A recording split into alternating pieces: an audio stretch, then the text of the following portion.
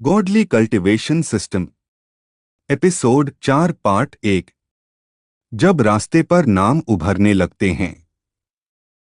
रात अभी पूरी तरह खत्म नहीं हुई थी, लेकिन जंगल के उस हिस्से में अंधेरा अब सिर्फ अंधेरा नहीं रहा था। वह एक तरह का पर्दा बन चुका था जिसके पीछे से नजरें झांक रही थीं। अहान सिंह रायजादा को यह बात अब साफ महसूस हो रही थी कि जो उपस्थिति कुछ समय पहले दूर दूर से उसे ऑब्जर्व कर रही थी, वह अब धीरे धीरे शेप लेने लगी है।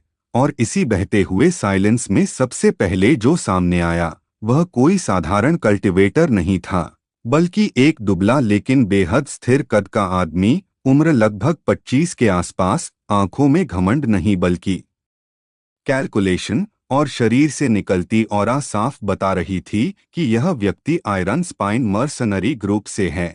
एक ऐसा ग्रुप जो ब्लैक आयरन सिटी के आसपास काम करता है, पैसे के लिए इंफॉर्मेशन कैप्चर और एलिमिनेशन तक करता है।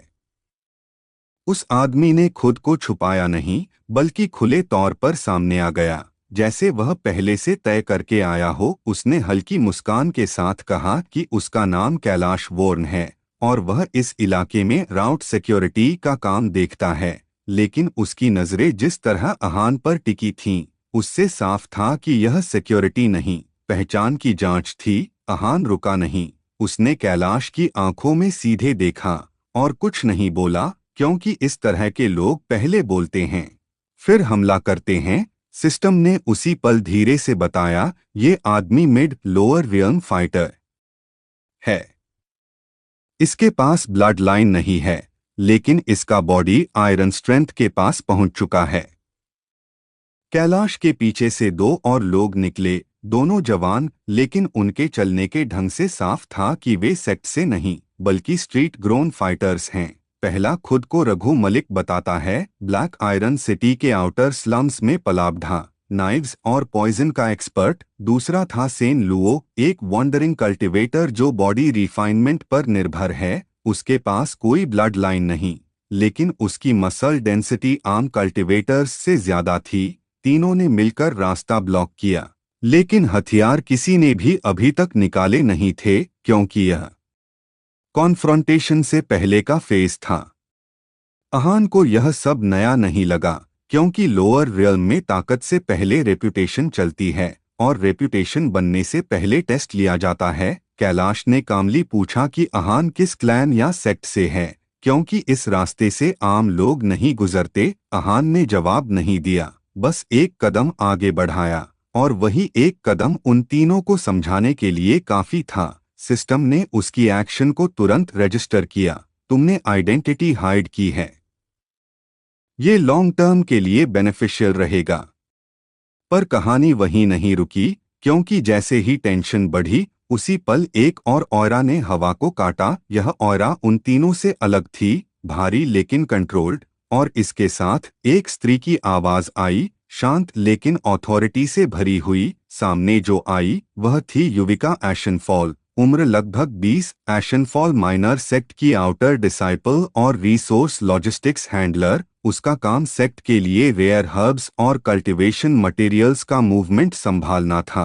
उसके पास कोई डिवाइन ब्लड लाइन नहीं था, लेकिन उसकी बॉडी वाइन ट्रेस बॉडी की शुरुआती अवस्था में थी, जो उसे मूवमेंट और परसेप्शन में बढ़त देती थी। युविका ने कैलाश को एक नज़र में शांत कर दिया, क्योंकि मर्सनरी ग्रुप्स सेक्ट डिसाइपल्स से सीधे टकराने से बचते हैं। उसने अहान की तरफ देखा, और पहली बार किसी ने उसे क्यूरियोसिटी से नहीं बल्कि इंटरेस्ट से देखा। सिस्टम ने उसी क्षण बताया, इस लड़की के पास बॉडी है, ब्लड लाइन नहीं, पोटेंशियल एवरेज से ऊपर है। युविका ने अहान से उसका नाम नहीं पूछा, बल्कि सिर्फ इतना कहा कि यह रास्ता अब सेफ नहीं है, क्योंकि ब्लैक आयरन सिटी के कुछ बड़े लोग इस इलाके में मूवमेंट नोटिस कर चुके हैं।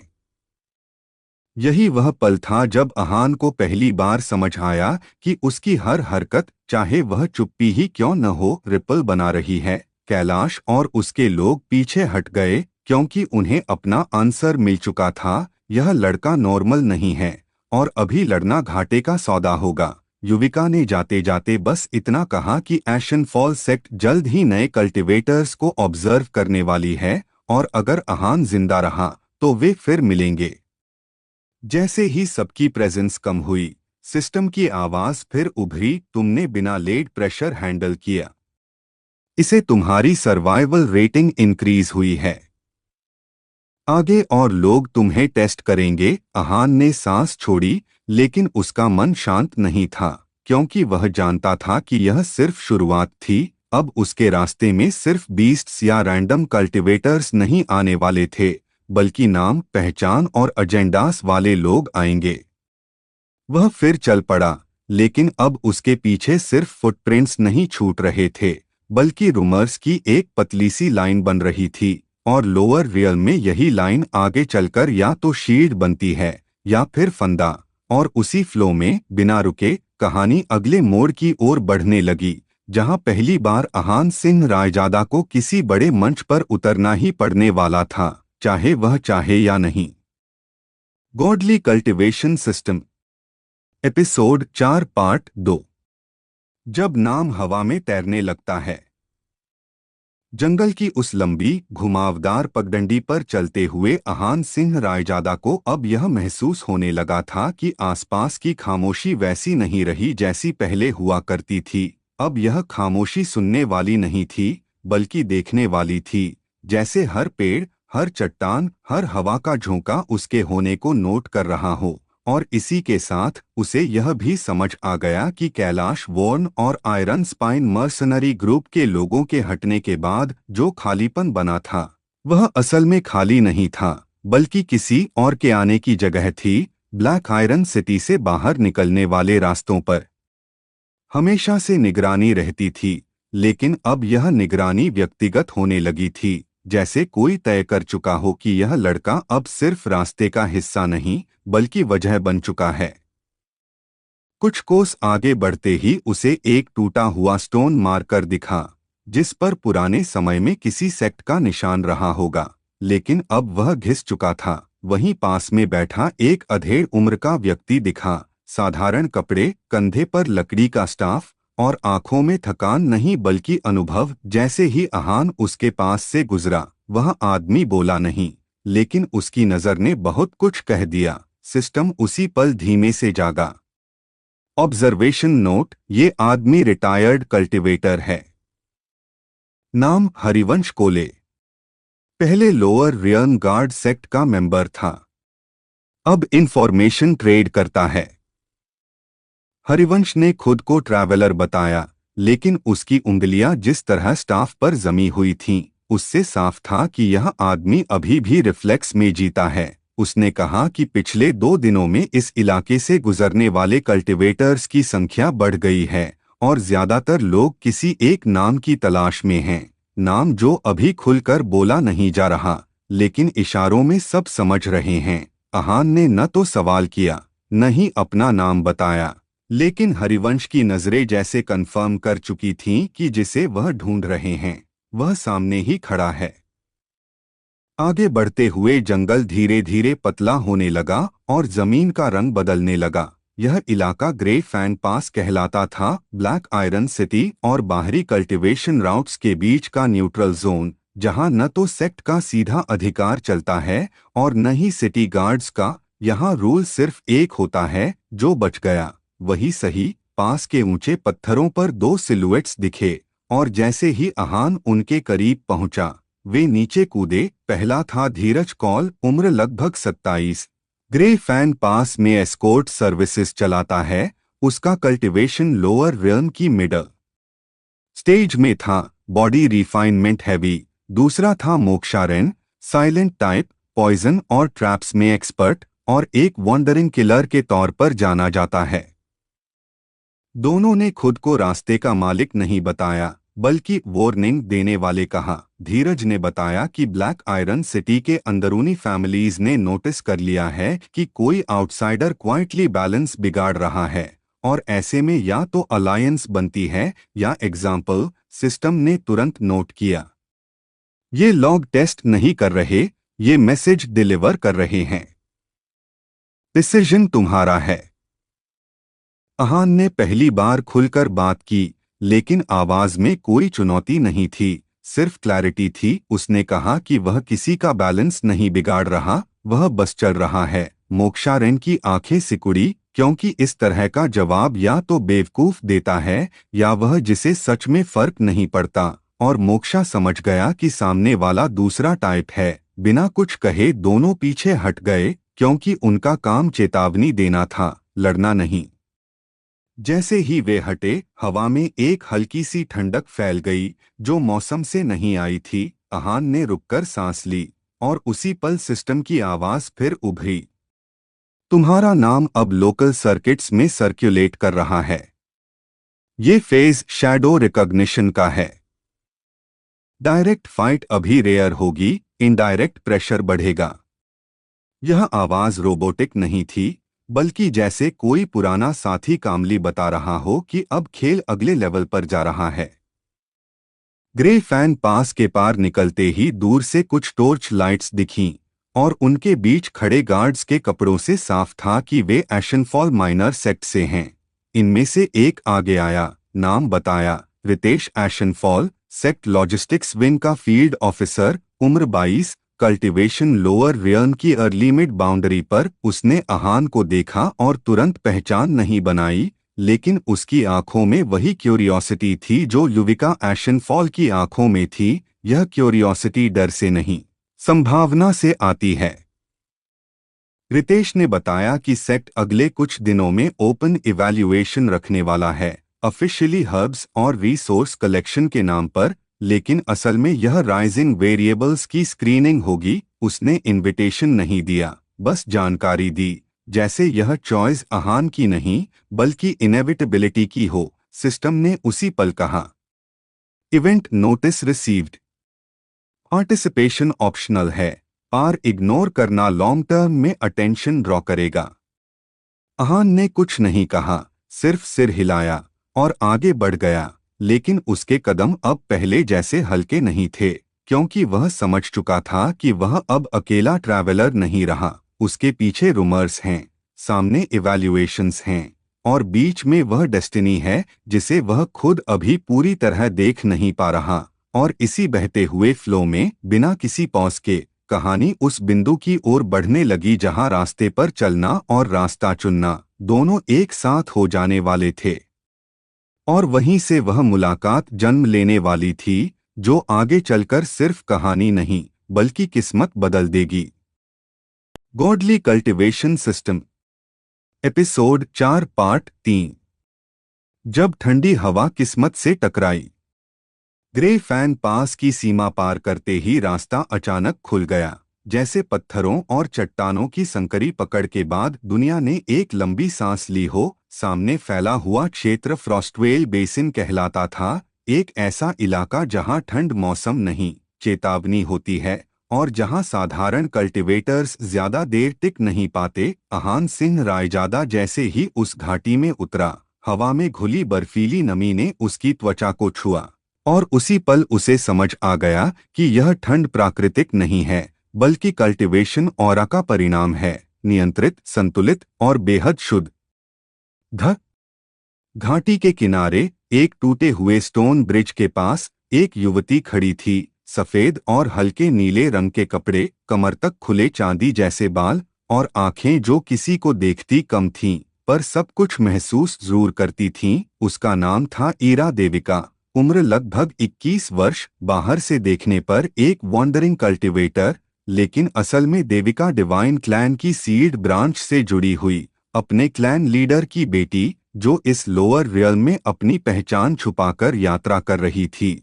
उसका कल्टीवेशन पीक लोअर रियल्म पर था, फाउंडेशन इतनी स्टेबल की उसके आसपास की हवा तक सीधी बह रही थी।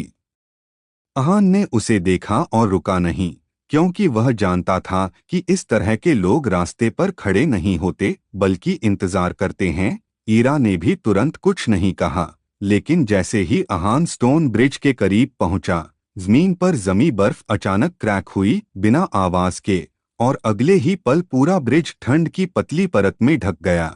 यह हमला नहीं था, यह चेतावनी थी, सीमा दिखाने का तरीका। सिस्टम ने उसी क्षण सॉफ्टली बताया, नोटिस करो, इस लड़की के पास आइस फीनिक्स टाइप की बॉडी है। बॉडी डोमिनेंट है, ब्लड लाइन सील्ड लग रहा है। डायरेक्ट हॉस्टिलिटी नहीं है। अहान रुका। पहली बार उसने पूरी तरह सामने वाले को देखा और उसकी आंखों में न क्यूरियोसिटी थी न डिजायर, बल्कि रिकॉग्निशन, जैसे वह किसी ऐसे व्यक्ति को देख रहा हो जिसे रास्ते ने चुना हो। ईरा ने कामली बोला कि फ्रॉस्टवेल बेसिन में बिना अनुमति आगे बढ़ना सेफ नहीं है, क्योंकि यह इलाका अभी न्यूट्रल नहीं रहा और कुछ सेक्ट्स इसे अपना हंटिंग ग्राउंड बनाने की कोशिश कर रहे हैं। उसने अपना नाम पूरा नहीं बताया, सिर्फ ईरा कहा, और यही एक शब्द उस पूरे माहौल को बदलने के लिए काफी था। उनकी बातचीत अभी शुरू ही हुई थी कि दूर से फुटस्टेप्स की आवाज आई और कुछ ही पलों में 3 लोग सामने आ गए। पहला था Rohan Koraga, black iron city की कोरगा फैमिली का एल्डेस्ट स्काउटिंग ऑफिसर, जिसका काम आउटर राउट्स पर नए रिसोर्सेस और पोटेंशियल रिक्रूट्स ढूंढना था। Cultivation lower real mid stage, कोई ब्लड लाइन नहीं, लेकिन आर्टिफैक्ट्स का हैवी यूज करता है। उसके साथ था नीलेश कोरगा, उसका छोटा भाई, इंफॉर्मेशन गैदरिंग में एक्सपर्ट, और तीसरा था तमसीन वोर, एशनफॉल माइनर सेक्ट से निकाला गया एक्स डिसाइपल, जो अब फ्रीलांस फाइटर बन चुका था। रोहन की नजर पहले ईरा पर गई और उसकी आंखों में लालच छुपा नहीं रह सका, क्योंकि वह समझ चुका था कि यह लड़की साधारण नहीं है। उसने अलायंस की बात की, फिर प्रोटेक्शन का ऑफर दिया, लेकिन ईरा ने जवाब नहीं दिया, सिर्फ उसकी तरफ देखा, और उसी नजर में ठंड इतनी गहरी थी कि नीलेश ने एक कदम पीछे ले लिया। अहान अब भी चुप था, लेकिन उसकी प्रेजेंस बदल चुकी थी, जैसे वह इस सीन का हिस्सा नहीं बल्कि बैलेंस बन चुका हो। सिस्टम की आवाज फिर उभरी, सिचुएशन एस्केलेट हो रही है। तुम अगर चुप रहे तो भी कॉन्फ्लिक्ट इनेविटेबल है। डिसीजन तुम्हारा। यह आदेश नहीं था, सिर्फ सच था। जब रोहन ने एक कदम आगे बढ़ाया और ईरा की पर्सनल स्पेस तोड़ने की कोशिश की, तभी अहान ने पहली बार मूवमेंट की। कोई हमला नहीं, बस उसके कदम की आवाज, लेकिन वह आवाज इतनी हैवी थी कि जमीन हल्की सी धंस गई। यह स्ट्रेंथ दिखाने का तरीका नहीं था, यह कंट्रोल दिखाने का तरीका था। ईरा की आंखें पहली बार बदलीं, उनमें क्यूरियोसिटी आई, और उसी पल उसने समझ लिया कि यह लड़का सिर्फ रास्ता पार करने नहीं आया, बल्कि कुछ और बनने की दिशा में चल रहा है।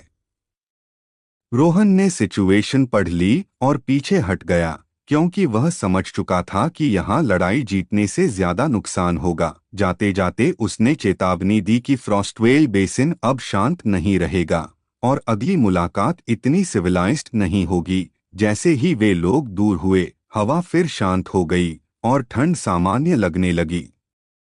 ईरा ने अहान की तरफ देखा और पहली बार सीधे सवाल किया, वह इस रास्ते पर क्यों चल रहा है? अहान ने पूरा जवाब नहीं दिया, बस इतना कहा कि वह वहीं जा रहा है जहां उसे जाना है। यह जवाब ईरा को पसंद आया, क्योंकि यह वही भाषा थी जो वह खुद समझती थी। सिस्टम ने उसी क्षण क्वाइटली नोट किया, first destiny linked interaction complete, emotional variable detected, future interaction probability high. दोनों ने एक दूसरे का रास्ता नहीं रोका, लेकिन यह भी साफ था कि यह मुलाकात आखिरी नहीं थी। फ्रॉस्टवेल बेसिन की ठंडी हवा अब सिर्फ मौसम नहीं रही, वह एक संकेत बन चुकी थी कि कहानी ने अपना पहला सच्चा मोड़ ले लिया है, और जो आगे आने वाला है वह सिर्फ लड़ाई या कल्टिवेशन नहीं, बल्कि चॉइसेस और बॉन्ड्स की परीक्षा होगी, जो समय के साथ और गहरी होती चली। Godly cultivation system, episode 4 part 4। जब साथ चलना इत्तेफाक नहीं रहता। फ्रॉस्टवेल बेसिन की ठंडी हवा अब पीछे से नहीं बल्कि बगल से बह रही थी, जैसे रास्ता खुद यह तय कर चुका हो कि अहान सिंह रायजादा और ईरा अब अलग अलग दिशाओं में नहीं चलने वाले। दोनों के कदमों के बीच कोई बातचीत नहीं थी, लेकिन उनके बीच की दूरी धीरे धीरे कम हो रही थी। यह दूरी शब्दों से नहीं, अवेयरनेस से घट रही थी। क्योंकि इस घाटी में अकेले चलना मूर्खता थी और साथ चलना समझदारी, और यही समझदारी उन्हें बिना अग्रीमेंट के एक ही डायरेक्शन में आगे बढ़ा रही थी। ईरा आगे चल रही थी, उसकी चाल में कोई जल्दबाजी नहीं थी, लेकिन हर कदम कैलकुलेटेड था। वह फ्रॉस्टवेल बेसिन को जानती थी, क्योंकि देविका डिवाइन क्लैन की सील्ड ब्रांच ने कभी यहाँ टेम्परेरी कैंप्स लगाए थे, और यही कारण था कि उसे पता था कि किस जगह बर्फ सिर्फ बर्फ है और किस जगह कल्टीवेशन ट्रैप। अहान पीछे पीछे चल रहा था, लेकिन उसकी सेंसेस खुले हुए थे, क्योंकि वह समझ चुका था कि यह इलाका सिर्फ एनवायरनमेंट का टेस्ट नहीं है, बल्कि लोगों का भी। सिस्टम ने उसी दौरान सॉफ्टली बताया, तुम दोनों एक हाई पेस में चल रहे हो, ये कोइंसिडेंस नहीं है। सर्वाइवल लॉजिक मैच कर रहा है। कुछ दूरी पर उन्हें एक छोटा सा क्लियरिंग दिखा, जहां 3 कल्टीवेटर्स रुके हुए थे। पहला था वरुण सिल्वरटाइन, फ्रॉस्टवेल बेसिन में हर्ब्स कलेक्ट करने वाला सोलो कल्टीवेटर, उम्र लगभग 30, cultivation lower realm early mid, कोई ब्लड लाइन नहीं, लेकिन उसके पास सिल्वर रूट हर्ब की पहचान का रेयर एक्सपीरियंस था। दूसरा था Mehul frost, black iron city से आया रिसोर्स ब्रोकर, जो सेक्ट्स और मर्सनरी ग्रुप्स के बीच हर्ब्स की बाइंग सेलिंग करता है। कल्टीवेशन लो लोअर रियल्म, खुद लड़ता नहीं लेकिन इंफॉर्मेशन का मास्टर है। तीसरी थी शाइना कोल्डमेर, एशनफॉल माइनर सेक्ट की आउटर डिसाइपल, जिसकी ड्यूटी फ्रॉस्टवेल बेसिन में मूवमेंट रिपोर्ट करना और सेक्ट के लिए सेफ जोन्स मार्क करना था। कल्टीवेशन लोअर रियल मिड, उसके पास फ्रोस्ट वेन बॉडी की शुरुआती अवस्था थी, लेकिन कोई ब्लड लाइन नहीं। जैसे ही शाइना की नज़र ईरा पर पड़ी, वह तुरंत सतर्क हो गई, क्योंकि ईरा की ऑरा क्वाइट थी लेकिन एम्प्टी नहीं, और यह कॉम्बिनेशन रेयर होता है। शाइना ने फॉर्मली परिचय दिया, एशनफॉल सेक्ट का नाम लिया, और बताया कि बेसिन में पिछले कुछ दिनों से अनएक्सप्लेन्ड क्लैशेस हो रहे हैं, खासकर ऐसे लोगों के बीच जो ऑफिशियली किसी सेक्ट से जुड़े नहीं हैं। मेहुल फ्रोस्ट ने बात काटते हुए कहा कि इस इलाके में रूमर है कि कोई हिडन टैलेंट घूम रहा है, जिसकी वजह से बैलेंस डिस्टर्ब हो रहा है। और वरुण सिल्वरटाइन ने सिर्फ इतना जोड़ा कि बीस्ट्स भी अब नॉर्मल पैटर्न फॉलो नहीं कर रहे।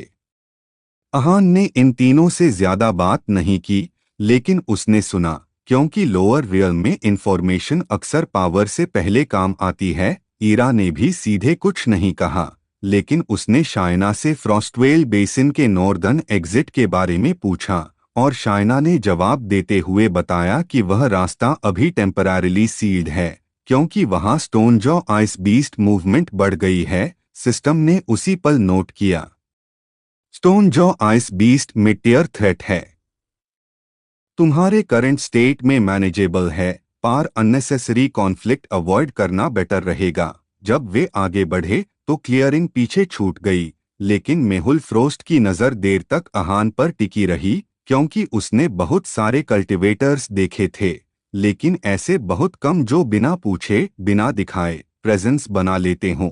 कुछ समय बाद रास्ता संकरा हुआ और बर्फ की परत नीचे से चमकने लगी। यह संकेत था कि यहाँ नीचे फ्रोजन वाटर वेन्स हैं, और एक गलत कदम पूरा टेरेन कोलैप्स कर सकता है। ईरा ने पहली बार अहान को इशारे से रोका, और यह इशारा कमांड नहीं था, बल्कि कोऑर्डिनेशन था।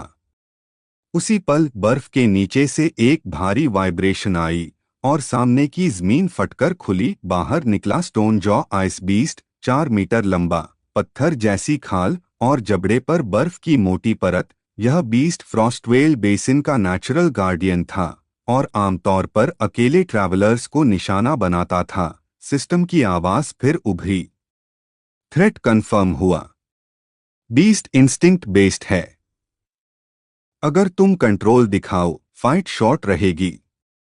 ईरा ने तुरंत अटैक नहीं किया, उसने पोजीशन ली, अपनी आइस फीनिक्स बॉडी की कोल्ड आउटपुट को लो रखा ताकि बीस्ट प्रोवोक न हो। अहान ने भी वेपन नहीं निकाला, बल्कि बीस्ट के मूवमेंट पैटर्न को पढ़ने लगा। स्टोनजॉ ने चार्ज किया, लेकिन यह चार्ज ब्रूट फोर्स का नहीं, टेरेन कंट्रोल का था। अहान ने एक कदम साइड में लिया, और जमीन पर उसका पैर पड़ते ही बर्फ में हेयरलाइन क्रैक्स बने। यह रॉ स्ट्रेंथ नहीं, प्रेसाइज कंट्रोल था। ईरा ने उसी पल थिन आइस शार्ड्स रिलीज किए, अटैक नहीं बल्कि डिस्ट्रैक्शन के लिए, और बीस्ट का बैलेंस टूटा। कुछ ही क्षणों में स्टोन जॉ पीछे हटा, पूरी तरह घायल नहीं, लेकिन चेतावनी समझ चुका था। यह लड़ाई नहीं थी, यह डोमिनेंस एस्टैब्लिश करना था। सिस्टम ने कामली कहा, तुम दोनों ने बिना ओवरयूज किए थ्रेट न्यूट्रलाइज किया। कोऑर्डिनेशन पोटेंशियल हाई है। जब बीस्ट गायब हुआ, ईरा ने पहली बार अहान से कहा कि फ्रॉस्टवेल बेसिन के बाद रास्ते अलग होंगे, क्योंकि वह एशन फॉल सेक्ट के टेरिटोरी की ओर जा रही है। अहान ने सिर हिलाया, क्योंकि वह भी जानता था कि हर साथ हमेशा का नहीं होता, लेकिन दोनों को यह भी पता था कि यह सेपरेशन अंत नहीं बल्कि पॉज है, और इसी पॉज के भीतर कुछ बॉन्ड्स बन चुके थे जो आगे चलकर डिसीजन बदलने वाले थे। ठंडी हवा फिर चली, लेकिन अब वह हॉस्टाइल नहीं थी। फ्रॉस्टवेल बेसिन ने उन्हें जाने दिया था। Godly cultivation system, episode 4 part 5। जहां रास्ते अलग होते हैं लेकिन नेति पास आती है। फ्रॉस्टवेल बेसिन की आखिरी सीमा धीरे धीरे पीछे छूट रही थी, और बर्फ की मोटी परत अब पत्थर और सूखे पेड़ों में बदलने लगी थी। अहान सिंह रायजादा और ईरा बिना बात किए चल रहे थे, लेकिन अब यह चुप्पी अजनबियों वाली नहीं रही थी, बल्कि उस तरह की थी जहां दोनों जानते थे कि सामने वाला बेवजह बोलेगा नहीं। फ्रॉस्टवेल के बाहर की जमीन एशनफॉल टेरिटोरी की आउटर बेल्ट मानी जाती थी, जहां ऑफिशियली सेक्ट का कंट्रोल नहीं था, लेकिन अनऑफिशियली हर मूवमेंट रिकॉर्ड होती थी। कुछ ही दूरी पर उन्हें एक टूटा हुआ वॉच पोस्ट दिखा, लकड़ी और पत्थर से बना, जिस पर एशनफॉल सेक्ट का फेडेड सिंबल था। ईरा ने वहीं रुककर बताया कि यह जगह पहले एशनफॉल सेक्ट आउटर सर्वेलेंस यूनिट की थी, जहां लो लेवल डिसाइपल्स रोटेट होकर ड्यूटी करते थे, लेकिन पिछले कुछ हफ्तों से यहां गार्ड्स नहीं आते, क्योंकि अंदरूनी पावर स्ट्रगल चल रही है। अहान ने आसपास देखा, फुटप्रिंट्स फ्रेश थे, मतलब कोई यहां हाल ही में आया था। अचानक झाड़ियों के पीछे से 3 लोग निकले। पहला था राघव आयरनस्टेप, एशनफॉल सेक्ट का आउटर एनफोर्सर, उम्र करीब 25, कल्टीवेशन लोअर रियल्म पीक। उसका काम आउटर टेरिटोरीज में रूल ब्रेकर्स को पकड़ना था। दूसरा था नीलेश कौल, एशनफॉल सेक्ट का logistics runner, cultivation low lower realm, लेकिन सेक्ट के सप्लाई राउट्स और हिडन पाथ्स की पूरी जानकारी रखता था। तीसरा था Karit Sen, independent mercenary, north gravel plains से आया हुआ, हायर्ड मसल के तौर पर काम करता था। Cultivation lower realm, mid sword based fighter. Raghav ने सबसे पहले ईरा को पहचाना, क्योंकि देविका डिवाइन क्लैन का नाम एशनफॉल सेक्ट में अननोन नहीं था। उसने फॉर्मल टोन में पूछा कि वह यहाँ क्यों है, और क्या सेक्ट एल्डर्स को इन्फॉर्म किया गया है। ईरा ने कामली जवाब दिया कि वह सिर्फ पैसेज यूज कर रही है, कोई क्लेम नहीं कर रही। लेकिन करित सेन की नज़र अहान पर थी, क्योंकि उसे क्लैन या सेक्ट का कोई बैज नहीं दिख रहा था, और ऐसे लोग या तो बहुत वीक होते हैं या बहुत डेंजरस। सिस्टम की आवाज धीमी लेकिन साफ आई, ऑब्जर्वेशन मोड एक्टिव है। ये लोग तुम्हारी स्ट्रेंथ जांच करना चाहते हैं, रिएक्शन कंट्रोल में रखो। राघव ने आगे बढ़कर अहान से पूछा कि वह किस सेक्ट या क्लैन से है। अहान ने सिर्फ इतना कहा कि वह ट्रैवलर है, ट्रेनिंग पाथ पर है। यह जवाब सुनते ही करित सेन मुस्कुराया, क्योंकि मर्सनरी इंस्टिंक्ट ने उसे सिग्नल दिया कि यहाँ इजी इंटिमिडेशन काम नहीं करेगी। करित ने कैजुअली बताया कि एशनफॉल आउटर बेल्ट में अकेले घूमना रिस्की है और प्रोटेक्शन चार्ज देना पड़ता है। यह साफ एक्सटॉर्शन था, सेक्ट का नाम लेकर। ईरा ने इंटरवीन नहीं किया, उसने जानबूझकर सिचुएशन अहान पर छोड़ी, क्योंकि वह देखना चाहती थी कि यह इंसान प्रेशर में कैसे रिएक्ट करता है। अहान ने करित सेन की आंखों में देखा और एक कदम आगे बढ़ा। कोई ऑरा रिलीज नहीं, कोई किलिंग इंटेंट नहीं, बस प्रेजेंस। करित को अचानक लगा जैसे जमीन थोड़ी भारी हो गई हो, और उसके कदम अपने आप रुक गए। यह कोई टेक्निक नहीं थी, यह कल्टीवेशन कंट्रोल का सटल इस्तेमाल था। सिस्टम ने उसी पल क्वाइटली अपडेट दिया, तुमने बिना फोर्स यूज किए डोमिनेंस एस्टैब्लिश किया। मेंटल प्रेशर इफेक्टिव रहा। राघव ने सिचुएशन बिगड़ते देख इंटरवेंशन किया, क्योंकि अगर यहां फाइट होती तो सेक्ट को जवाब देना पड़ता। उसने करित को पीछे हटने का इशारा किया और नीलेश कॉल से राउट क्लियर करवाया। नीलेश ने बताया कि आगे ग्रे हॉलो पास है, जहां अक्सर रोग कल्टीवेटर्स छिपे रहते हैं और सेक्ट ऑफिशियली वहां पेट्रोल नहीं भेजता। यह वार्निंग भी थी और इनडायरेक्ट एडवाइस भी। जब ग्रुप पीछे हटा, ईरा ने पहली बार खुलकर कहा कि एशन फॉल सेक्ट अंदर से अनस्टेबल है।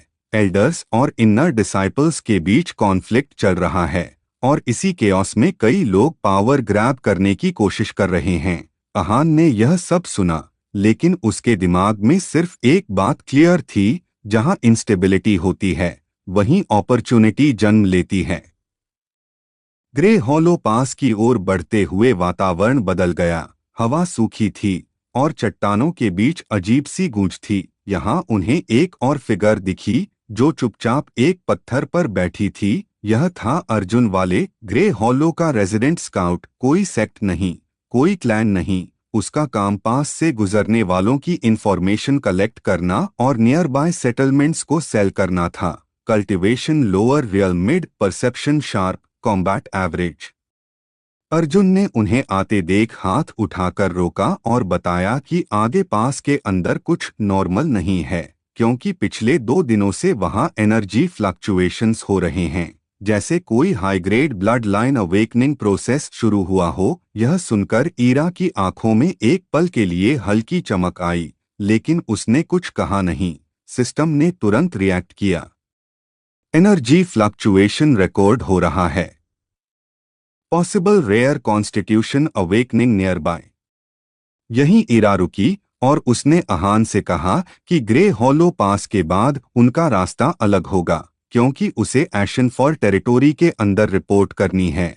लेकिन जाते जाते उसने यह भी कहा कि अगर पास के अंदर कुछ अनएक्सपेक्टेड मिले तो अवॉइड करने की कोशिश न करे। कभी कभी डेस्टिनी से टकराना जरूरी होता है। ईरा आगे बढ़ गई और अहान कुछ पल वहीं खड़ा रहा, ग्रे हॉलो पास की ओर देखते हुए। उसे नहीं पता था कि पास के अंदर जो एनर्जी मूव कर रही है वह सिर्फ किसी और की अवेकनिंग नहीं, बल्कि उसकी ओन डेस्टिनी की पहली परमानेंट बाइंडिंग बनने वाली है। सिस्टम की आखिर। Godly cultivation system, episode 4 part 6। जहां पहली डोर बंधने वाली थी, लेकिन नाम अभी भी छुपा रहा। ग्रे हॉलो पास के अंदर कदम रखते ही अहान सिंह रायजादा ने महसूस किया कि बाहर की सूखी हवा यहां अजीब तरह से भारी हो चुकी है, जैसे हर सांस में कोई अनसीन प्रेशर घुला हो। चट्टानों के बीच से उठती फेंट नीली सफेद एनर्जी वेव्स लगातार मूव कर रही थीं, और यह कोई रैंडम नेचुरल फेनोमेनन नहीं था। यह कंट्रोल्ड थी, फोकस्ड थी, जैसे किसी का कल्टीवेशन प्रोसेस अपने आखिरी फेज में चल रहा हो। रास्ता संकरा था, दोनों तरफ ऊंची दीवारें और बीच में टूटी जमीन जहां पुराने बैटल मार्क्स साफ दिख रहे थे। यह जगह पहले भी संघर्ष देख चुकी थी। कुछ ही आगे बढ़ने पर अहान की नजर एक डेड बॉडी पर पड़ी। उम्र करीब 30 साल, कपड़े रफ, कोई सेक्ट बैज नहीं। पास जाकर देखने पर सिस्टम ने तुरंत इन्फो दिया, ये व्योम रास्कर है, रोग कल्टीवेटर, साउथ डस्ट रीजन से। ये लोग रेयर एनर्जी जोन्स का फायदा उठाते हैं, पार डिसिप्लिन नहीं होता। व्योम की चेस्ट पर फ्रोजन क्रैक थी, जैसे अंदर से एनर्जी ब्लास्ट होकर बॉडी को डिस्ट्रॉय किया गया हो। यह साफ संकेत था कि सामने जो अवेकनिंग चल रही है वह वीक नहीं, बल्कि डेंजरसली प्योर लेवल की है। पास के बीचों बीच पहुंचते पहुंचते एनर्जी डेंसिटी और बढ़ गई। वहीं एक ब्रोकन ऑल्टर दिखाई दिया, शायद किसी पुराने क्लैन का, और उसी ऑल्टर के पास 3 लोग खड़े थे। पहला था मोहन ग्रेक्लिफ, ग्रे हॉलो का सेल्फ डिक्लेयर्ड गार्डियन। कोई सेक्ट नहीं, कोई क्लैन नहीं, उसका काम पास में बैलेंस बनाए रखना और आउटसाइडर्स को रोकना था। कल्टीवेशन लोअर रियल्म पीक, अर्थ बेस्ड टेक्निक्स में स्किल्ड, दूसरा था इलेश वोरेन, एशनफॉल सेक्ट का इनर कैंडिडेट, आउटर टेरिटोरी से आया, रोल था रेयर फिनोमेना को रिपोर्ट करना और एल्डर्स के लिए सिक्योर करना। तीसरी थी तारा एनवाईएम, independent healer, north river belt से, profession medical cultivation support, cultivation low mid लेकिन परसेप्शन हाई। मोहन ग्रेक्लिफ ने अहान को देखते ही रास्ता रोक दिया और पूछा कि वह यहाँ क्यों आया है। क्योंकि यह जोन अनस्टेबल है, अहान ने कामली बताया कि वह सिर्फ पास क्रॉस कर रहा है। लेकिन जैसे ही उसने ऑल्टर की ओर देखा, उसकी नजर दूर एक शैडो पर पड़ी, एक स्त्री की सिलुएट पत्थरों के पीछे, एनर्जी वोर्टेक्स के सेंटर में। चेहरा साफ नहीं दिखा, लेकिन ऑरा इतनी रिफाइंड थी कि पूरा पास उसी के रिदम पर सांस ले रहा था। सिस्टम की आवाज धीमी लेकिन फर्म आई। एनर्जी सिग्नेचर लॉक हो रही है। ये नॉर्मल अवेकनिंग नहीं है। ये rare body plus rare bloodline overlap का केस हो सकता है। इलेश वोरेन आगे बढ़ा और बोला कि एशनफॉल सेक्ट इस अवेकनिंग को क्लेम करने वाली है, क्योंकि ग्रे हॉलो टेक्निकली उनकी इन्फ्लुएंस जोन में आता है। तारा एनवाईएम ने क्वाइटली वॉर्न किया कि अगर अवेकनिंग डिस्टर्ब हुई तो बैकलैश सबको हिट करेगा। मोहन ग्रेक्लिफ कंफ्यूज्ड था, उसका काम बैलेंस था, पॉलिटिक्स नहीं।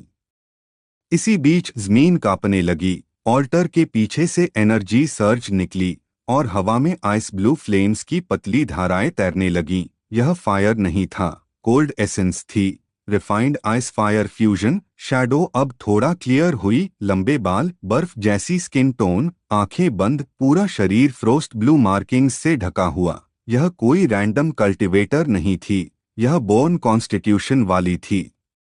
सिस्टम ने तुरंत क्लैरिफाई किया, ये आइस फ्रोस्ट फीनिक्स बॉडी का इनिशियल अवेकनिंग फेज है। ब्लड लाइन डोरमेंट है, फुली एक्टिव नहीं। यह सुनते ही इलेश वोरेन के चेहरे पर ग्रीड साफ दिखी। उसने सिग्नल दिया और एशनफॉल सेक्ट के 2 हिडन गार्ड्स सामने आए, Ritwik Hale, outer enforcer, fire techniques user, और Summer Quill, tracking specialist, wind based movement. उनका काम था अवेकनिंग सब्जेक्ट को कैप्चर करना, प्रोटेक्ट नहीं। अहान ने बिना बोले एक कदम आगे बढ़ाया। वह अभी भी अवेकनिंग सर्कल के बाहर था, लेकिन उसकी प्रेजेंस ने एनर्जी फ्लो को स्टेबलाइज किया। तारा एनवाईएम ने यह महसूस किया और हैरान रह गई, क्योंकि नॉर्मली आउटसाइडर इंटरफेरेंस एनर्जी को डिस्टेबलाइज कर देती है। मोहन ग्रेक्लिफ ने इंस्टिंक्टिवली पीछे हटना सही समझा। सिस्टम ने सॉफ्टली गाइड किया, डायरेक्ट इंटरफियर मत करो, सिर्फ बैलेंस मेंटेन करो। तुम्हारा रोल ऑब्जर्वर का है। जब ऋत्विक हेल ने fire based chain technique launch की, aiming to bind the awakening girl, तो ऑल्टर के ग्राउंड ने रिएक्ट किया। आइस फायर क्लैश से ब्लास्ट हुआ और ऋत्विक खुद पीछे उछल गया। उसी केओस में समर क्विल मूव करने ही वाला था कि अहान ने सिर्फ एक पत्थर को पैर से हल्का सा किक किया। पत्थर समर के पाथ में परफेक्टली गिरा। उसकी मूवमेंट डिसरप्ट हुई और वह बाइंडिंग सर्कल के बाहर फंस गया। कोई अटैक नहीं, बस टाइमिंग। तारा एनवाईएम ने उसी पल लाउड आवाज में कहा कि अगर अवेकनिंग पूरी नहीं होने दी गई तो बैकलैश पूरे पास को बरी कर देगा। मोहन ग्रेक्लिफ ने फाइनली डिसीजन लिया और एशनफॉल गार्ड्स को रिट्रीट करने का ऑर्डर दिया, क्योंकि यह जोन उसकी रिस्पॉन्सिबिलिटी में था। इलेश वोरेन गुस्से में था, लेकिन एल्डर्स की डायरेक्ट अप्रूवल के बिना वह ओपन कॉन्फ्लिक्ट नहीं कर सकता था। जैसे ही अनवांटेड प्रेजेंस हटी, एनर्जी वोर्टेक्स स्टेबल होने लगी। अवेकनिंग गर्ल की आंखें अभी भी बंद थीं, लेकिन ऑरा काम हो रही थी। अहान ने उसका चेहरा अभी भी साफ नहीं देखा, नाम नहीं जाना, क्लैन नहीं जाना, लेकिन डेस्टिनी थ्रेड एक्टिवेट हो चुकी थी। सिस्टम की आखिरी लाइन धीरे से आई, फर्स्ट बाइंडिंग ट्रिगर एक्टिवेट हो चुका है। नाम अभी अनलॉक नहीं होगा। Future encounter confirmed. Godly cultivation system, episode 4 part 7। जब मौजूदगी खुद पहचान बन जाए। ब्रोकन रिज एक्सपांस की ठंडी और सूखी हवा अब अहान सिंह रायजादा के चारों ओर लगातार घूम रही थी, जैसे यह इलाका उसकी मौजूदगी को धीरे धीरे स्वीकार कर रहा हो।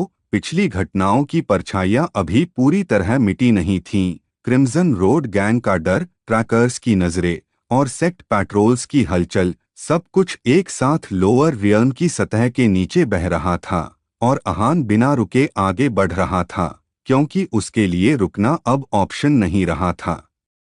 ब्रोकन रिज के अंदर थोड़ा आगे बढ़ते ही एक खुला मैदान आया, जहां पत्थरों के बीच कुछ अस्थायी टेंट्स लगे थे। यहां रहने वाले लोग ज्यादातर ऐसे कल्टिवेटर्स थे जो न पूरी तरह सेक्ट के थे, न पूरी तरह गैंग के। सबसे पहले अहान की नज़र जिस व्यक्ति पर पड़ी, उसका नाम था डोरान फील्ड। वह ईस्ट ग्रेवल रीजन से आया था, पेशे से रिसोर्स ट्रेडर था, कल्टिवेशन लो रियन पीक, और उसका काम था डेंजरस इलाकों से स्पिरिट स्टोन्स और हर्ब्स खरीदकर सुरक्षित शहरों तक पहुंचाना। उसके साथ बैठा था मेहुलवार, ओरिजिन सैंडक्रेस्ट विलेज, काम एस्कोर्ट कल्टिवेटर का, कल्टिवेशन लो मिड रियल्म, जो पैसों के बदले कैरावान्स की रक्षा करता था।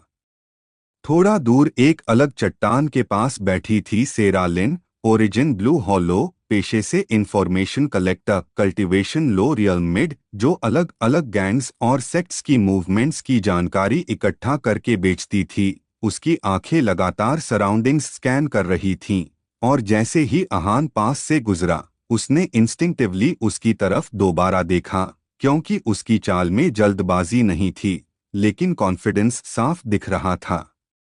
सेरा लिन ने कैजुअली बताया कि ब्रोकन रिज के आगे मिस्ट क्रॉस पाथ पड़ता है, जहां हाल ही में एशन फॉल सेक्ट के लोग दिखे हैं। यह कोई चेतावनी नहीं थी, बल्कि एक टेस्ट था, देखने के लिए कि सामने वाला डरता है या नहीं। अहान ने कोई प्रतिक्रिया नहीं दी, और यही रिएक्शन सबसे ज्यादा नोटिसेबल था।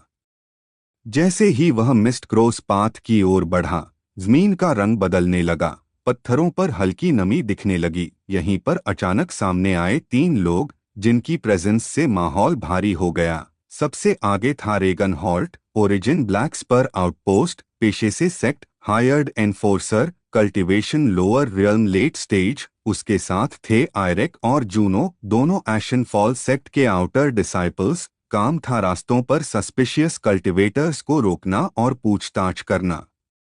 रेगन हॉल्ट ने सीधे रास्ता रोका और पूछा कि अहान कहाँ से आया है और कहाँ जा रहा है। उसकी आवाज में अथॉरिटी थी, लेकिन सर्टेनिटी नहीं। अहान रुका, उसकी नज़र शांत थी, और उसने बस इतना कहा कि वह आगे जा रहा है। यह जवाब टेक्निकली गलत नहीं था, लेकिन इसमें कोई डिटेल नहीं थी। उसी पल सिस्टम की आवाज भीतर उभरी, प्रेशर बिल्ड हो रहा है, तुम्हारा काम उनको कंफ्यूज कर रहा है, बैलेंस मेंटेन करो। रेगन हॉल्ट ने सेंसिंग टेक्निक इस्तेमाल की, लेकिन उसे कुछ साफ नहीं मिला। आयरन सैंड और ब्रोकन रिज की नेचुरल डिस्टरबेंस ने उसकी ऑब्जर्वेशन को डिस्टोर्ट कर दिया।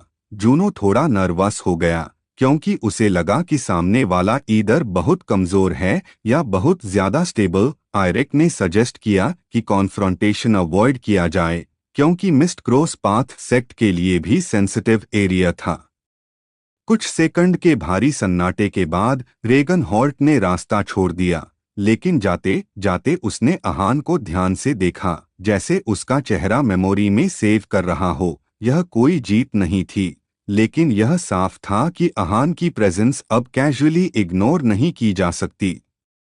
मिस्ट क्रॉस पाथ के अंदर पहुंचते ही हवा बदल गई। यहाँ एक घायल कल्टिवेटर जमीन के सहारे बैठा था। उसका नाम था केशव रोन, ओरिजिन हिलरूट हैमलेट, पेशे से स्काउट, कल्टिवेशन लो रियल मिड। वह नियर बाय रिज पर स्पिरिट हर्ब्स की तलाश में गया था और सेक्ट पेट्रोल से बचते हुए घायल हो गया। अहान ने उसे देखा, रुका नहीं, लेकिन अपने कदमों का फ्लो ऐसा बदला कि पीछा कर रहे सेंसिंग मार्क्स टूट गए, और केशव बिना दोबारा पकड़े जाने के रास्ते से हट सका। सिस्टम ने क्वाइटली नोट किया, इनडायरेक्ट हेल्प रजिस्टर्ड, तुम्हारा एक्शन लॉग ऑन के फेट को सटली अफेक्ट कर रहा है। मिस्ट क्रॉस पाथ के अंत में पहुंचते पहुंचते शाम ढल चुकी थी। दूर से कैंप्स की हल्की रोशनी दिखने लगी और साथ ही फ्यूचर कॉन्फ्लिक्ट्स की फेंट आवाजें भी। अहान जानता था कि अब उसके रास्ते में सिर्फ गैंग्स या सेक्ट्स नहीं आएंगे, बल्कि ऐसे लोग भी आएंगे जिनका अस्तित्व उसकी कहानी से जुड़ जाएगा।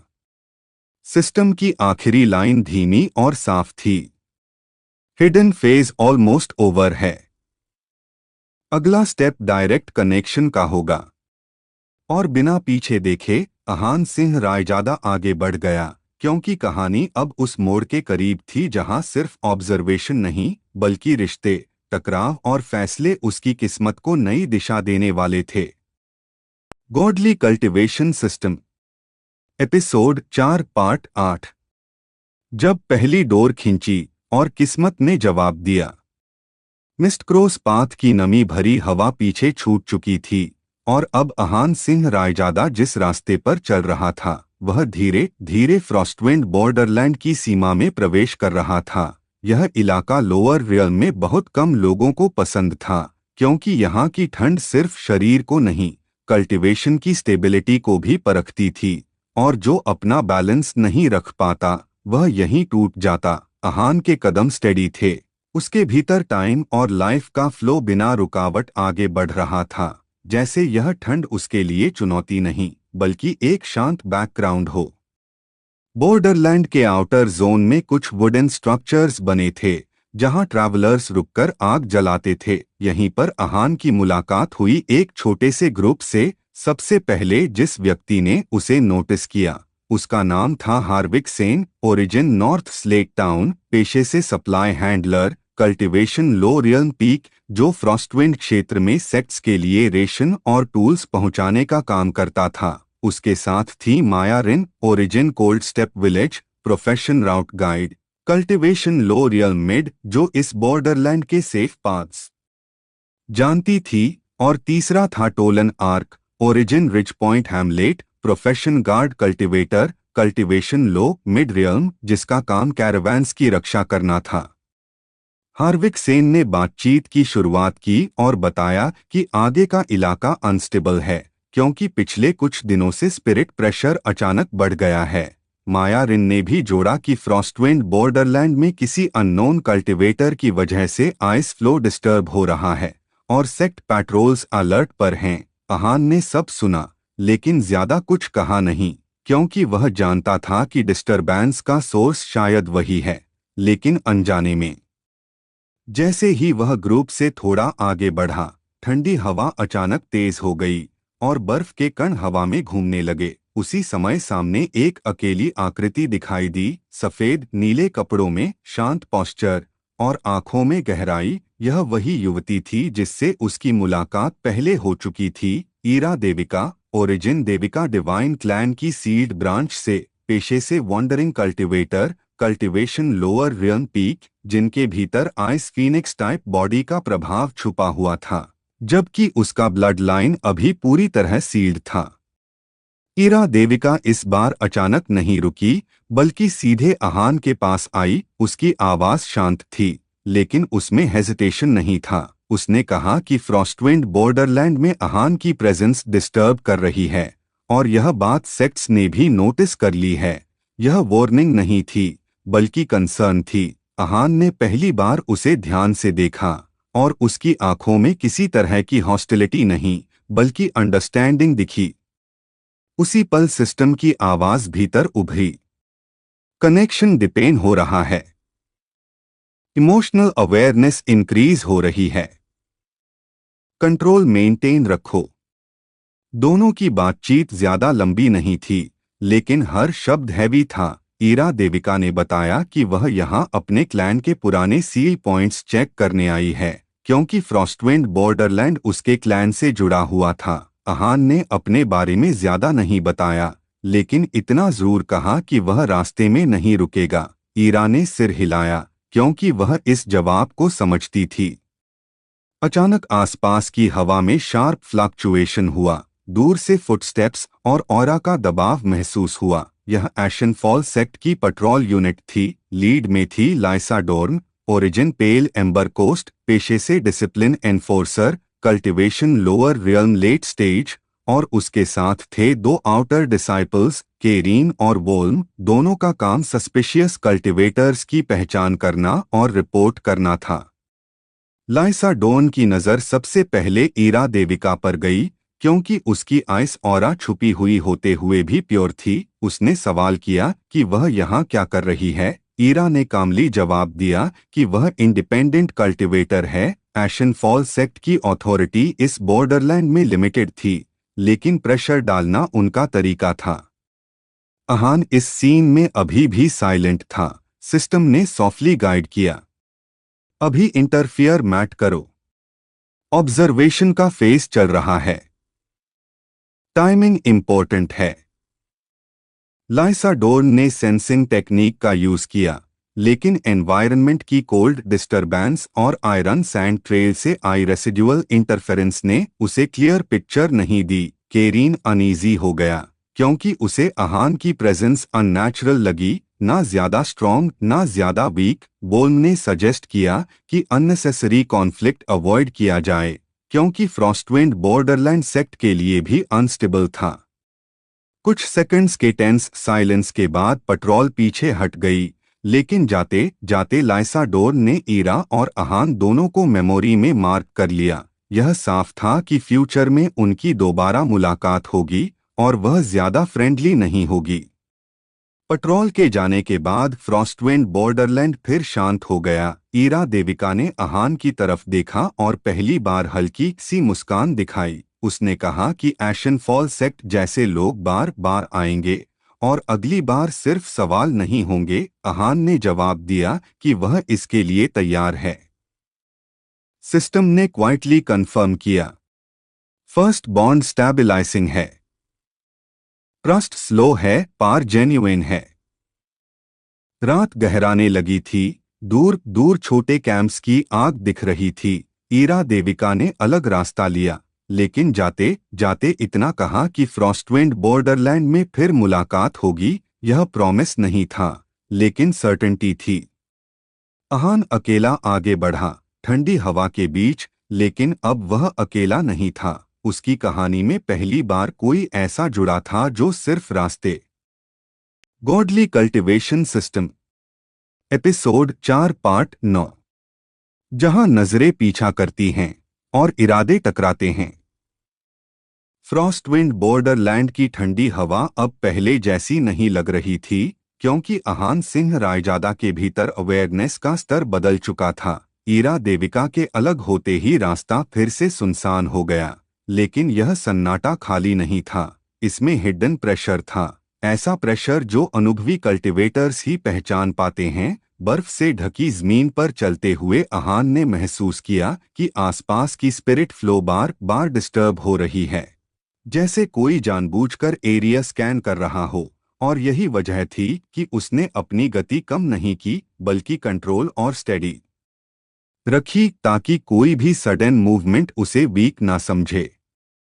थोड़ी ही दूर पर उसे 3 कल्टिवेटर्स का ग्रुप दिखा, जो ब्रोकन आइस पिलर्स के पास रुके हुए थे। आगे खड़ा था Rovakel, origin grey hook outpost, profession bounty cultivator, cultivation lower realm late stage, जिसका काम वांटेड कल्टिवेटर्स और रेयर रिसोर्सेस ट्रैक करना था। उसके पीछे थी Selene Var, origin moonfall hamlet, profession information trader, cultivation lower real mid, जो सेक्ट्स और इंडिपेंडेंट ग्रुप्स को सीक्रेट डेटा बेचती थी। तीसरा था Jake Orr, origin stone belt village, profession close combat cultivator, cultivation lower real mid, जो रोवा के लिए मसल की तरह काम करता था।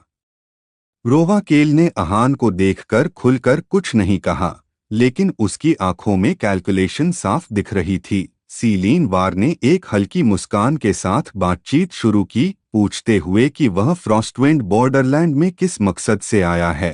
अहान ने खुद को वॉन्डरिंग कल्टिवेटर बताया, और यह जवाब आधा सच था आधा छुपाव। सीलीन ने तुरंत समझ लिया कि अहान नॉर्मल नहीं है, क्योंकि उसकी ऑरा ना तो अनस्टेबल थी, ना ही ओवर एग्रेसिव। जेक ओआरआर चुप रहा, लेकिन उसके हाथों की टाइटनिंग बता रही थी कि वह किसी भी वक्त हमला कर सकता है। इसी बीच सिस्टम की आवाज भीतर गूंजी, अलर्ट, ये लॉग अपॉर्चुनिटी और डेंजर दोनों हो सकते हैं। डिसीजन केयरफुली लो।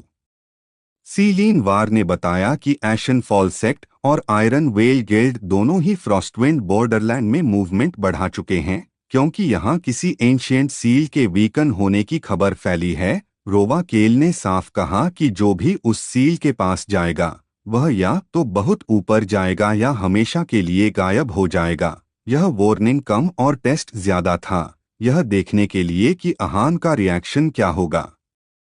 अचानक आइस फील्ड के दूसरी ओर से तेज ऑरा बर्स्ट हुआ और वहां प्रकट हुआ Kelthorn, origin iron well guild, profession elite tracker, cultivation lower realm peak. उसका काम था हाई वैल्यू टारगेट्स को पकड़ना या एलिमिनेट करना। उसके साथ थी Nirafeld, origin Blackshore town, profession long range cultivator, cultivation lower real mid, जो सपोर्ट और सप्रेशन में माहिर थी। केलथॉर्न ने सीधे कहा कि यह एरिया आयरन वेल गिल्ड की निगरानी में है और अनऑथराइज्ड कल्टीवेटर्स को आगे बढ़ने की अनुमति नहीं। रोवा केल ने हल्की हंसी के साथ खुद को बाउंटी कल्टीवेटर बताया। सीलीन वार ने इंफॉर्मेशन ट्रेडर होने का दावा किया। टेंशन बढ़ रही थी क्योंकि कोई भी पीछे हटने को तैयार नहीं था। अहान इस पूरे सीन में साइलेंट रहा, लेकिन उसकी प्रेजेंस ही सिचुएशन को अनस्टेबल बना रही थी। सिस्टम ने धीमी लेकिन क्लियर आवाज में गाइड किया, अभी छुप रहना एडवांटेज है। तुम्हारा रिवील फ्यूचर फाइट को चेंज करेगा। केलथॉर्न की नजर अहान पर रुकी क्योंकि उसे उसकी पावर लेवल रीड नहीं हो रही थी। निराफेल्ड ने डिस्टेंस बनाते हुए बो एनर्जी चार्ज की। जेक ओआरआर ने स्टांस लिया। यह वो पल था जहां एक गलत शब्द पूरा बैटल शुरू कर सकता था। तभी फ्रॉस्टविंड बॉर्डरलैंड की तेज हवा चली और स्पिरिट प्रेशर अचानक स्पाइक कर गया, जैसे एनवायरनमेंट खुद वार्निंग दे रहा हो। सीलीन वार ने सिचुएशन को बिगड़ने से पहले एक डील की बात रखी, टेम्परेरी सेपरेशन और शेयर्ड साइलेंस। केलथॉर्न ने कुछ सेकंड्स सोचा, फिर आयरन वेल गिल्ड की तरफ से एरिया छोड़ने का फैसला लिया। लेकिन जाते जाते उसने अहान को देखकर कहा कि अगली मुलाकात कोइंसिडेंस नहीं होगी। ग्रुप अलग हुआ। आइस फील्ड फिर शांत हो गया, लेकिन यह शांति फ्रैजाइल थी। रोवा केल ने जाते समय इतना ही कहा कि फ्रॉस्टविंड बॉर्डरलैंड में जिनके पीछे ज्यादा नजरें लगती हैं वही सबसे डेंजरस बनते हैं। सीलीन वार ने अहान की तरफ एक लास्ट ग्लांस डाली, जैसे फ्यूचर प्रॉफिट देख रही हो। सिस्टम ने आखिरी लाइन सॉफ्टली कही, प्रेशर बढ़ रहा है, तुम्हारा पाथ अब हिडन नहीं रहा। अहान सिंह रायजादा ने आगे कदम बढ़ाया, क्योंकि अब पीछे हटने का मतलब था कंट्रोल खो देना, और फ्रॉस्टविंड बॉर्डरलैंड में कंट्रोल खोने वाला कल्टीवेटर ज्यादा देर जिंदा नहीं रहता। कहानी अब उस स्टेज पर पहुंच चुकी थी जहां हर अगली मुलाकात सिर्फ कैरेक्टर एंट्री नहीं बल्कि डेस्टिनी की सीधी टक्कर बनने वाली थी। Godly cultivation system, episode 4 part 10। जहां कदम आगे बढ़ते हैं और जाल अपने आप बुनते हैं। फ्रॉस्टविंड बॉर्डरलैंड की ठंडी जमीन पर अहान सिंह रायजादा के कदम अब और भी स्थिर थे, क्योंकि अभी अभी हुए एनकाउंटर्स ने एक बात साफ कर दी थी कि यह इलाका अब सिर्फ एम्प्टी लैंड नहीं रहा, यह पावर और ग्रीड का क्रॉसिंग पॉइंट बन चुका है। हवा में फैली स्पिरिट एनर्जी अब पहले जैसी रैंडम नहीं थी, बल्कि पैटर्न्स बना रही थी, जैसे किसी इनविजिबल हैंड ने पूरे क्षेत्र को ऑब्जर्व करना शुरू कर दिया हो। और अहान यह समझ चुका था कि जितना ज्यादा वह आगे बढ़ेगा उतनी ही तेजी से लोग उसके रास्ते में आते जाएंगे। कुछ दूरी पर उसे एक टूटा हुआ स्टोन ऑल्टर दिखाई दिया, जिसके आसपास फेंट रेड मार्किंग्स थीं, और वहां पहले से ही दो लोग मौजूद थे। पहला था Zero, origin Redcliff settlement, profession rogue alchemist, cultivation lower real mid, जो फोरबिडन पिल्स और अनस्टेबल इलिक्सर्स बनाने के लिए जाना जाता था। दूसरा था Myralta, origin Snowvale camp, profession body cultivator, cultivation lower realm late stage, जो रेयर बीस्ट कोर्स कलेक्ट करके बेचता था। दोनों किसी चीज का इंतजार कर रहे थे और उनकी नजरें ऑल्टर के सेंटर पर टिकी थीं। अहान ने जैसे ही ऑल्टर के करीब कदम रखा, हाँ जीरो ने बात शुरू की, यह कहते हुए कि यह जगह साधारण नहीं है और जो भी यहाँ अवेकन होगा वह या तो बड़ा मौका पाएगा या परमानेंट लॉस झेलेगा। मायरलता चुप था, लेकिन उसकी स्टांस से साफ था कि वह सिर्फ ऑब्जर्वर नहीं है। अहान ने खुद को ट्रैवलर बताया और ऑल्टर में इंटरेस्ट दिखाने से बचा, क्योंकि इस समय क्यूरियोसिटी दिखाना वीकनेस माना जाता है। सिस्टम ने भीतर से कामली इन्फॉर्म किया, इस जगह की एनर्जी अनस्टेबल है, ज्यादा involve you to unwanted attention मिलेगी।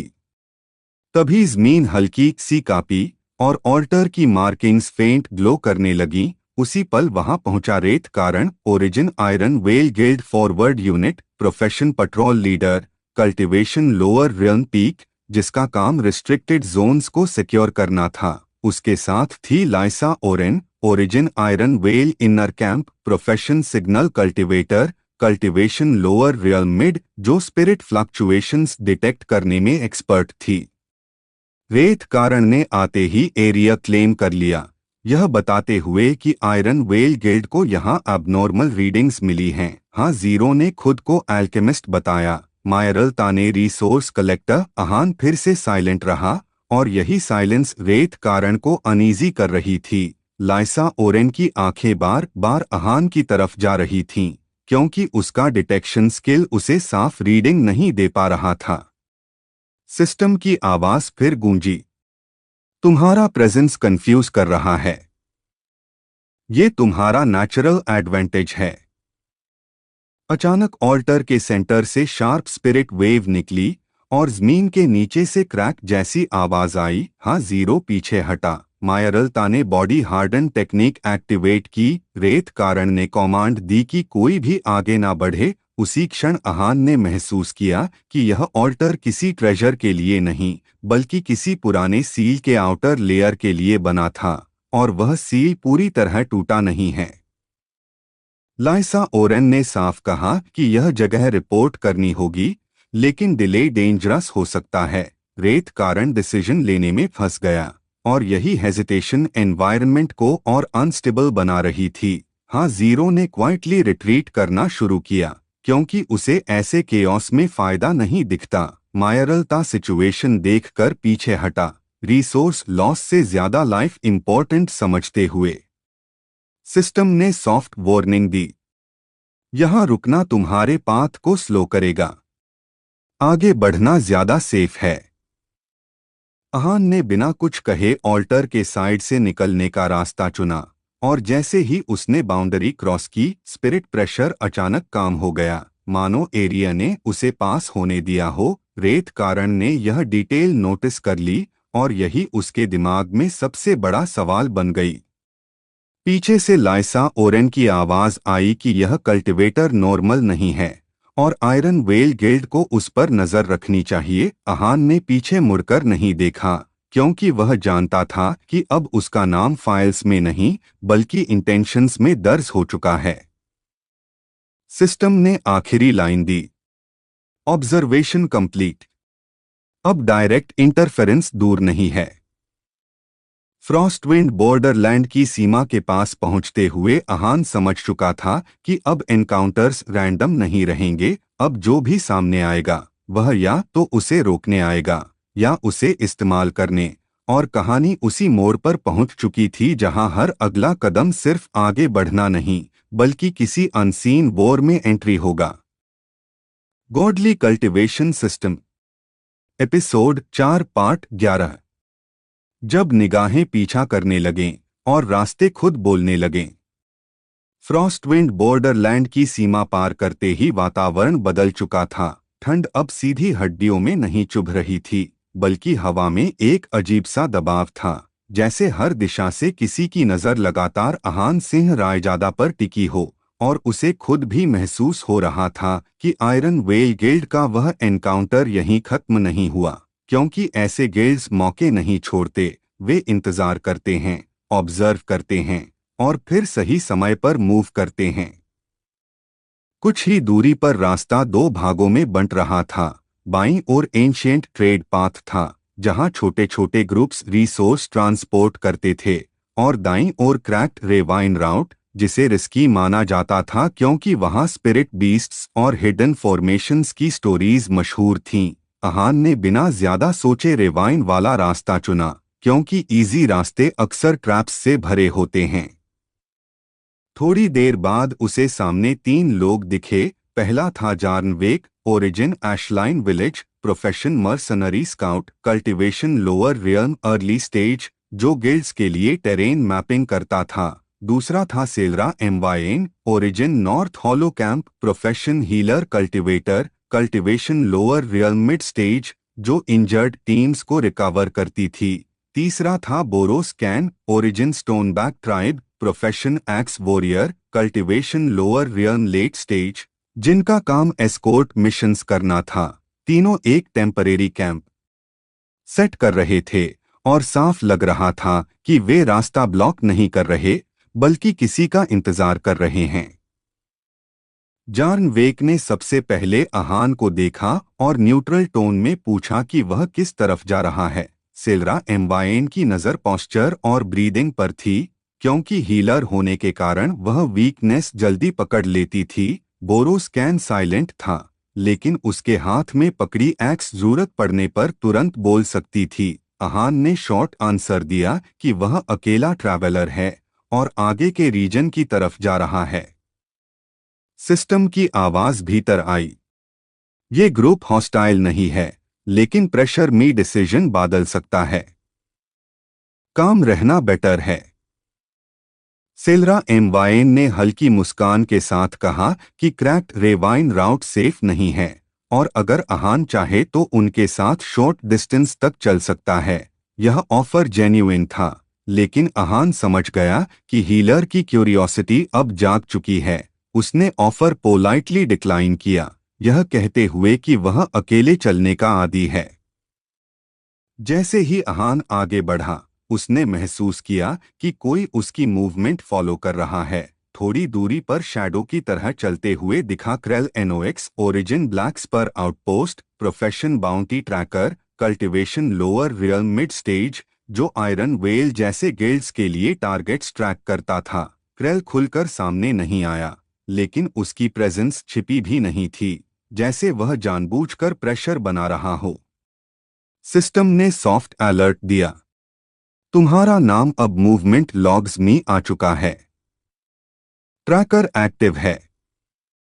अहान ने पेस बदला नहीं डायरेक्शन। यही बात क्रेल एनोएक्स को कंफ्यूज कर रही थी, क्योंकि टारगेट्स आमतौर पर पैनिक करते हैं। थोड़ी देर बाद क्रेल ने डिस्टेंस मेंटेन करते हुए कांटेक्ट किया, खुद को न्यूट्रल कॉन्ट्रैक्टर बताते हुए, और यह हिंट दिया कि कुछ लोग अहान में इंटरेस्ट ले रहे हैं। अहान ने कोई सवाल नहीं किया, क्योंकि जवाब खुद आ रहे थे। आगे रेवाइन के भीतर स्पिरिट फ्लो अचानक तेज हो गया, और टेरेन अनइवन होने लगा। वहीं सामने आया Raisa Vell, origin Windscar ridge, profession beast tamer, cultivation lower real mid stage, जो एक घायल फ्रोस्ट लर्कर को कंट्रोल करने की कोशिश कर रही थी। उसका फोकस बीस्ट पर था, लेकिन उसकी ऑरा अनस्टेबल थी, और यह साफ दिख रहा था कि अगर बीस्ट टूट गया तो सिचुएशन डेंजरस हो सकती है। सिस्टम ने काम सजेशन दिया, इंटरफियर करना ऑप्शनल है, हेल्प करोगे तो अटेंशन मिलेगी।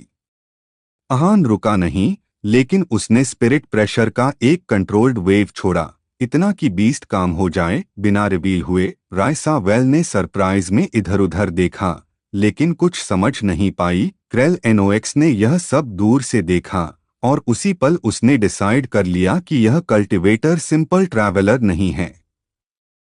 थोड़ी आगे जाकर रेवाइन का रास्ता खुलने लगा, और सामने डिस्टेंट वॉच टावर्स दिखने लगे, जो ग्रे फॉल फ्रंटियर टाउन के आउटर पोस्ट्स थे। यह टाउन लोअर रियल्म और मिड रियल्म ट्रैफिक का मेन क्रॉसिंग था।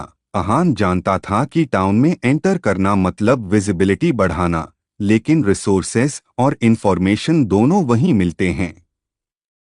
सिस्टम ने लास्ट अपडेट दिया, अगला फेज सोशल एक्सपोजर का है। यहां डिसीजंस लॉन्ग टर्म इम्पैक्ट देंगे।